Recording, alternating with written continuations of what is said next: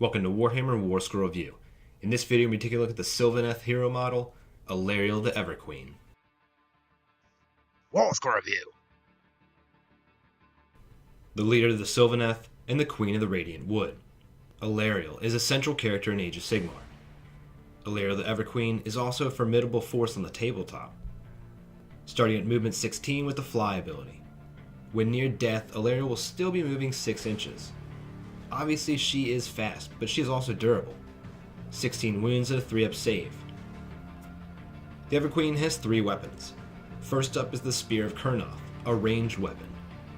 Starting at a formidable 30-inch range, Ren 2 and D6 damage.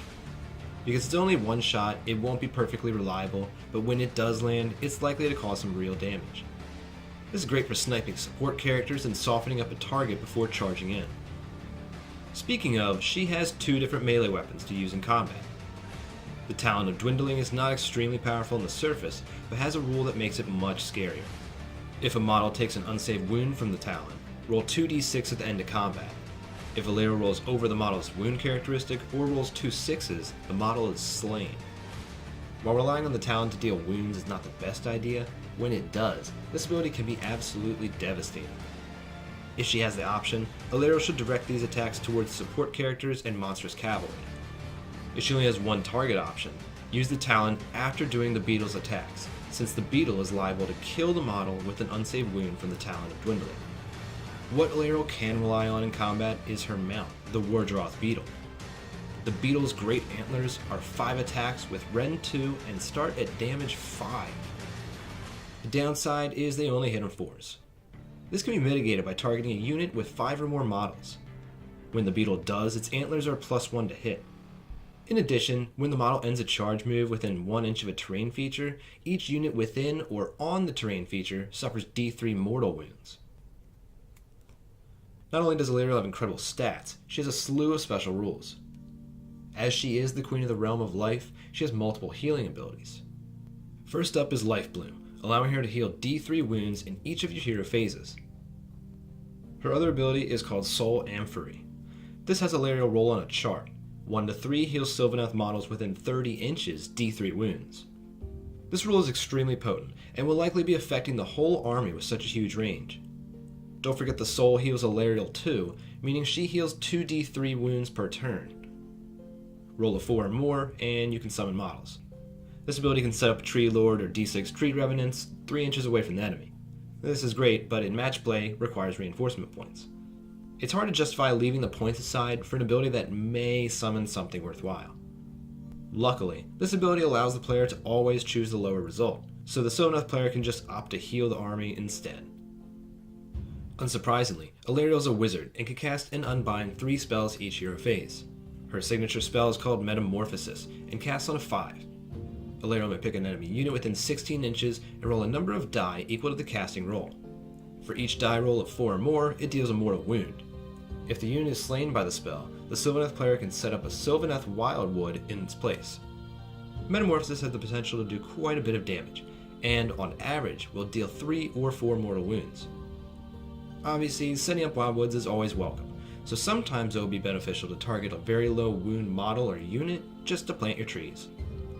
She also can cast Mystic Shield and Arcane Bolt. Obviously, the best target for Mystic Shield is herself.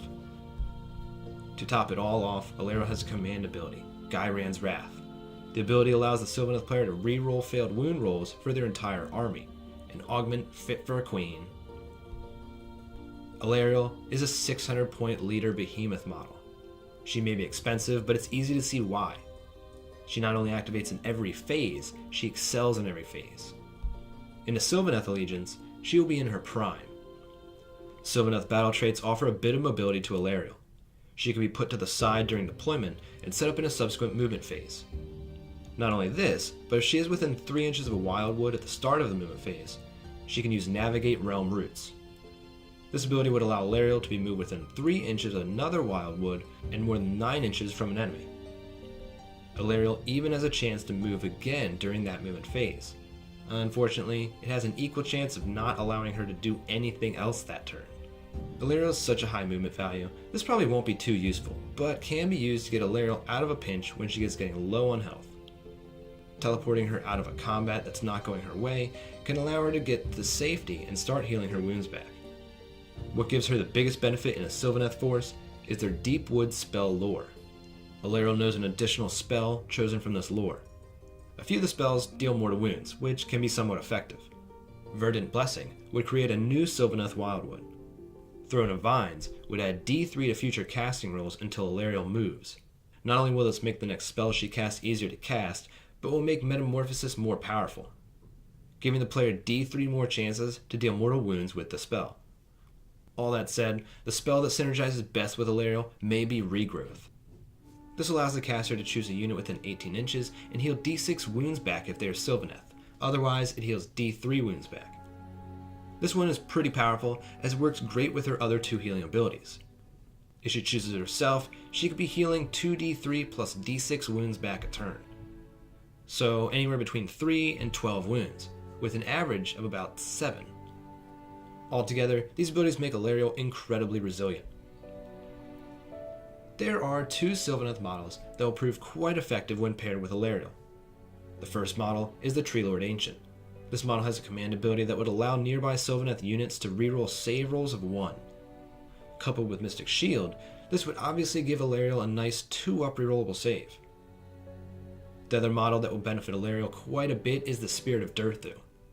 The model has an ability that would allow it to take wounds for Sylvaneth heroes on a roll of 4-up. This roll happens before the roll to save is made, so that means you can take Durthu's potential defensive abilities into account.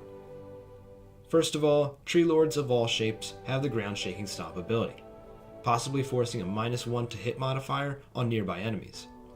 When the Spirit of Durthu starts taking Sylvaneth command traits and artifacts, the pair get even more durable. Gift of Ghyran would heal the model back 1 wound each hero phase, or D3 wounds if they are within 3 inches of a Wildwood. Gnarled Warrior would force the player to lose Alarielle's sweet command ability, but would give the Spirit the chance to ignore Rend -1. The artifact that really couples well with Gnarled Warrior is the Oaken Armor. The item would increase Durthu's save by 1. Note that the Spirit of Durthu's bodyguard ability is compulsory when within 6 inches.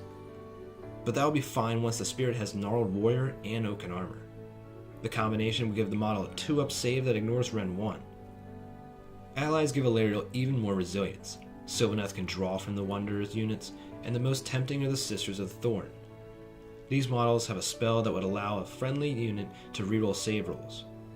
Not only that, but a save roll of 6 or more, the hit deals a mortal wound to the attacker. Coupled with Mystic Shield or Oaken Armor, this could have devastating effects.